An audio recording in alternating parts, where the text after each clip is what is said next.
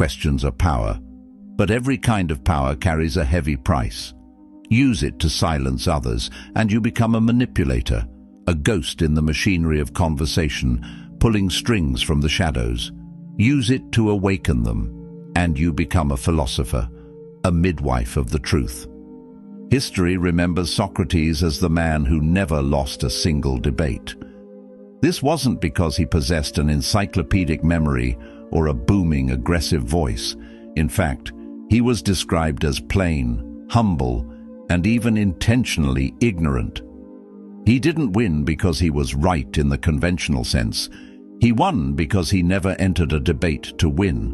While others drained their vital energy trying to defend the shaky towers of their opinions, Socrates simply stood at the base of those towers and asked questions. Each question was as sharp as a surgical blade, precisely placed to cut through the tendons of a weak argument until it collapsed under its own illogical weight. He never shouted. He never tried to look smart. He used silence and reason, weapons that few have the patience, the discipline, or the Stoic grit to master. Today, I will give you the 5 questions known as the Socratic Method, the elenchus. If you master this art, you won't just win debates, you will control conversations, de-escalate toxic crises, and gain absolute sovereignty over people and situations. But remember, this power is not for those who seek the cheap dopamine of social media attention. It is for those who seek mastery over the world, and most importantly, over the chaos within themselves. Before we dive into the 5 questions, we must understand the invisible edge. Why is the asking path inherently superior to the telling path? When someone makes a bold argument, they are exposing their neck. They are building a tower of words, stacking assumption upon assumption. But every tower, no matter how grand it looks, is subject to gravity. If just one brick at the foundation is removed, the entire structure becomes a ruin. The questioner does not waste time building their own tower for the opponent to attack. Instead, the questioner digs. They dig down to the bedrock of belief. And when they find that the ground is actually soft sand, the collapse is inevitable. A statement is a target. If I say the economy is failing, you can attack that statement with data. But a question is a void. You cannot punch a void. By asking, you remain invisible. You cannot lose because a genuine question cannot be wrong. Furthermore, arguments trigger the amygdala hijack.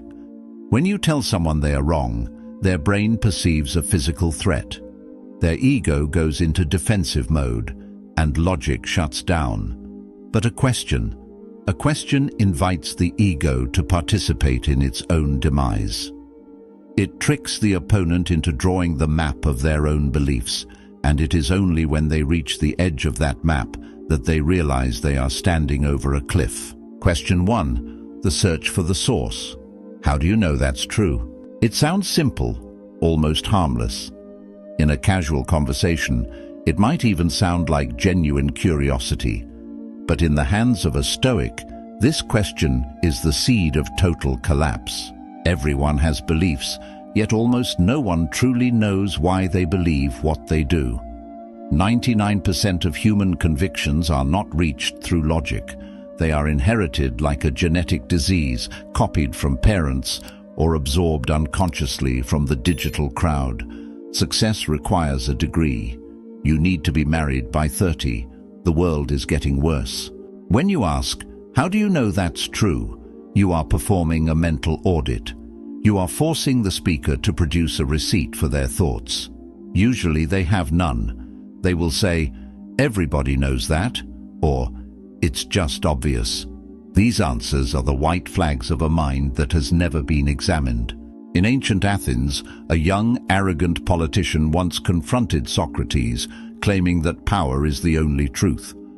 Socrates didn't argue. He simply asked, how do you know that's true? The young man replied, because the strong always rule the weak. Socrates leaned in. Does the strong man rule because he is wise, or is he wise because he rules? And if a strong man loses his mind, Is he still strong? The young man had no answer. He realized his truth was just a slogan he had heard in a gymnasium. Question 2. The audit of assumptions. What are you assuming? Every argument is like an iceberg. The statement you hear is the 10% above the water. The 90% below the water is a massive block of untested assumptions. If you hit the tip, you break your own boat. If you melt the base, the iceberg flips. Consider the statement, I need a higher salary to be happy. Underneath this, the speaker is assuming that happiness is a commodity that can be bought, that their current state is unhappy, and that a higher salary is a fixed, reachable goal. When you ask, what are you assuming? You are shining a light on the basement of their house. You are forcing them to look at the ghosts they have taken for granted. Marcus Aurelius famously wrote, everything we hear is an opinion, not a fact. Everything we see is a perspective, not the truth. This question is the practical application of that quote. Imagine you're in a meeting. A colleague says the client will never accept this proposal. Instead of defending the proposal, you ask, what are you assuming about the client's current priorities that makes you say that? Suddenly, the colleague has to provide data. If they can't, their argument evaporates. You didn't fight, you simply asked for the foundation. Question 3. The test of falsifiability. What evidence would change your mind? This is the line in the sand. This is the question that separates a thinker from a zealot. A rational mind is falsifiable. It says, I believe the earth is round, but if you show me a photo from the edge of the world, I will change my mind. A blind believer, however, is immune to reality. They have traded their reason for the comfort of certainty. The moment someone says, nothing could change my mind, the conversation is over, but you have won. Why? Because they have just admitted that they are no longer a person, they are a programmed script.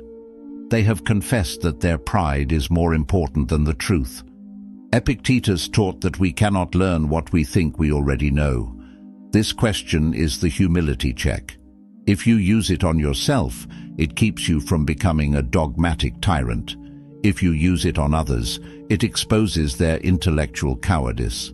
In a heated political debate, stop the shouting by asking, I want to understand your position. What specific piece of evidence, if I produced it right now, would make you reconsider your view? If they cannot name one thing, you can calmly say, then we aren't having a discussion, we are having a sermon, and I am not a member of your church. Question 4. The perspective shift. What would someone who disagrees with you say? The weak mind wants to win. The smart mind wants to understand. But the Stoic mind seeks to understand even the enemy. This is the most difficult question for most people because it requires them to step out of their own skin, to perform a temporary ego death. Marcus Aurelius taught his son to understand another man's argument better than the man himself. This is called steel manning. Most people strawman. They create a weak, stupid version of their opponent's view and then kick it over. A Stoic builds the strongest possible version of the opposition's view and then sees if it still holds water. When you ask an opponent to describe the other side's view, you are testing their comprehension. If they say they're just evil or stupid or jealous, they have failed the test. They have admitted they don't actually understand the topic. They only understand their own hatred. In a personal conflict with a partner, don't ask, why are you doing this? Ask, if I were in your shoes, looking at me right now, what would be my biggest complaint about my own behavior? This question melts the ice. It bypasses the ego and reaches for the soul. It creates a bridge where there was a wall. This question forces the speaker to face the consequence they are trying to ignore.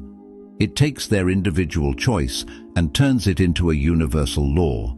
When someone advocates for a shortcut or an unethical path, ask, if this became the standard operating procedure for the entire world, would you still want to live in it? Watch the moral comfort shatter. They are forced to admit that they only want the rule to apply to them so they can take advantage of others. The questions are the bullets, but the silence is the gunpowder. Most people are terrified of silence. We are a noise-addicted species. When a Stoic asks a question, they do not follow it up with an explanation. They don't say, "Does that make sense?" They simply wait. The silence forces the opponent to wrestle with their own thoughts. Usually, to fill the awkward void, the opponent will start talking. And because they are nervous, they will start confessing. They will reveal their contradictions. They will reveal their fear. If someone gives a vague, wordy answer, do not let them off the hook. Use the loop. "That's interesting, but could you explain that one point just a bit more?" Keep looping until they reach the bottom. Eventually, they will have to say, "I don't know." That is the moment of Socratic birth. That is where the actual learning begins. Before you ever try to destroy an argument in the outside world, you must use these 5 questions on the most dangerous person you know, yourself. Your mind tells you, "I failed this project. I'm a failure." Ask, "How do I know that's true? Is it a fact or is it an emotion?" Ask, "What am I assuming? Am I assuming that one event defines an entire life?" Ask, "What evidence would change my mind? If I succeeded tomorrow, would I still be a failure?" Your mind tells you, "Everyone is judging me." Ask, "What are you assuming? Am I assuming I am important enough for everyone to focus on?" Ask, "What would someone who likes me say?" Ask, "What would happen if everyone lived in fear of judgment like this?" Society would stop moving. Your mind tells you, "He was disrespectful. I must retaliate." Ask, "How do I know his intent was disrespect? What if he is having the worst day of his life?" Ask, "What would happen if everyone retaliated for every perceived slight?" Civil war. By turning the Socratic method inward, you build the inner citadel. You become a man who cannot be fooled by others because he has stopped fooling himself. Socrates was eventually sentenced to death. Not because he was a criminal, but because he was a gadfly. He bit the lazy horse of the state until it woke up, and the state didn't like being woken up. Using these 5 questions will make you powerful, but it may also make you unpopular if used without Stoic kindness. People do not like having their illusions stripped away in public. Do not use these questions to humiliate. Do not use them to crush people at dinner parties. Use them to liberate. Use them when a friend is trapped in a toxic cycle of thought. Use them when your team is about to make a catastrophic error. Use them to save people from their own ignorance. The world is getting louder. The towers of words are getting taller and more fragile. Most people will continue to shout. They will continue to drain their souls in the pursuit of being right. But you have a different path. You have the Aurelius. You have the 5 questions. You don't need to shout to be right. You only need to ask softly to make them think. Because true power is not in making others listen to you, it is in making them hear themselves. Socrates once asked, "Are you sure you truly understand yourself?" It is the only question that matters. The 5 Socratic questions are not weapons for a debate. They are exercises for a Stoic mind that seeks mastery, not victory. Don't react, observe. Don't impose, guide. Don't fight, discover. If you have reached this final chapter, you are no longer the person you were when this video began. You have chosen to step out of the arena of mindless shouting and into the sanctuary of deliberate thought. You are part of an incredibly rare group, those who value the quiet power of truth over the cheap, fleeting applause of the crowd. You are ready to build your inner citadel, stone by stone, question by question. But the journey of a Stoic is never walked alone. We are a community of seekers, a fortress of iron minds standing against the tide of chaos. If this journey into the depths of Socratic wisdom has spoken to your soul, if you feel the spark of reason catching fire within you, I want you to make a public commitment to your growth. Leave a comment below with 3 simple, powerful words. I choose awareness. Let that be your digital signature, a pact between you and your higher self. It is your vow to never again let an unexamined thought rule your life. But don't stop there. This community thrives on the strength we give one another. I invite you to share your own light. Drop a motivational sentence or a personal mantra in the comments that keeps you grounded when the world gets loud. Whether it is a quote from the masters or a truth you discovered in your own struggle, your words might be the exact lifeline someone else needs to read today. Let us turn this comment section into a monument of wisdom and encouragement. If you found value in this deep dive, hit the like button. It is a small gesture, but it tells the algorithm that the world needs more logic and less noise. It helps us reach the souls who are currently drowning in anxiety and looking for an anchor. Subscribe to The Fortress. By joining us, you are choosing to feed your mind with the ancient wisdom of emperors and sages instead of the distractions of the modern age. Click the notification bell so you never miss a lecture on the path to self-mastery. And finally, if you know someone, a friend, a brother, a colleague who is currently trapped in the storm of their own emotions, someone who is fighting a battle they cannot win because they are using the wrong weapons, share this video with them. Be the gadfly for someone you love.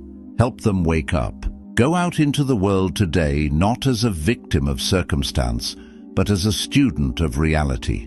When the noise begins, when the arguments rise, when the ego screams for attention, remember your power. You don't need to shout. You don't need to dominate. You only need to remain still. Stay still, stay wise, be the question.